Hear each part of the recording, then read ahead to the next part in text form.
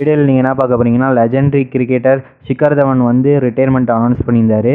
So அந்த iconic ட்ரியோவிலேருந்து இப்போ ஒருத்தர் வந்து ரிட்டையர்மெண்ட் ஃபுல்லாக அனௌன்ஸ் பண்ணிட்டாரு. ஸோ T20 டெஸ்ட்டு அதுக்கப்புறம் பார்த்தீங்கன்னா ODI மூணுத்துலேயும் ரிட்டையர்மெண்ட்டை அனௌன்ஸ் பண்ணிட்டாரு.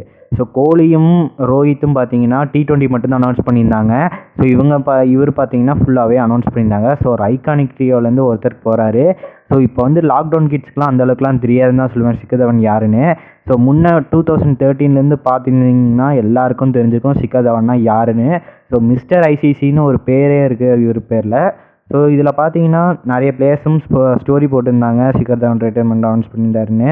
ஸோ அவங்களுக்கும் ஓகே தான். அதுக்கப்புறம் இவர் பண்ண ரெக்கார்ட்ஸ் என்னென்னு பார்த்தீங்கன்னா மிஸ்டர் ஐசிசிடியாக எத்தனை டைம் இருந்திருக்காருன்னு பாருங்கள்.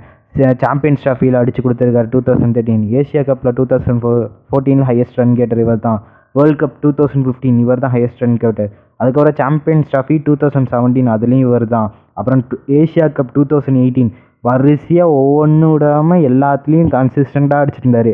ஸோ ஒரு காலகட்டத்தில் மிஸ்டர் ஐசிசி அப்படின்னு சொல்கிற பிளேயர் தான் இவர். ஸோ வேர்ல்டு கப் 2019 வந்து இன்ஜுரி ஆகி போனவர் தான். ஸோ அப்போலேருந்து தான் இவர் வந்து கரியர் கொஞ்சம் ஃப்ளாப் ஆச்சுன்னு சொல்லலாம். ஸோ அதுக்கப்புறம் இவர் கரியரே பெருசாலாம் க்ரூம் ஆகல, அப்படியே ஸ்டாப்பும் ஆயிடுச்சு. ஸோ அவ்வளோதான் கைஸ், ஒரு கிரேட்டர் கிரிக்கெட்டர் பேட்ஸ்மேன் வந்து ரிட்டையர்மெண்ட்டும் அனௌன்ஸ் பண்ணியிருந்தாரு. ஸோ ஐகானிக் ட்ரியோலேருந்து ஒருத்தர் ஃபுல்லாக அனௌன்ஸ் பண்ணிட்டாங்க, இன்னும் 2 பேர் இருக்காங்க. ஸோ அவங்க 2 பேர் இன்னும் எத்தனை நாள் கண்டினியூ பண்ணுறாங்கன்னு பார்ப்போம். ஸோ அவ்வளோதான் கைஸ், இந்த வீடியோ பிடிச்சிருந்தா உங்கள் ஃப்ரெண்ட்ஸ் அண்ட் ஃபேமிலிக்கு ஷேர் பண்ணுங்கள். ஸோ மிச்சபடி தான், பாய் கைஸ்.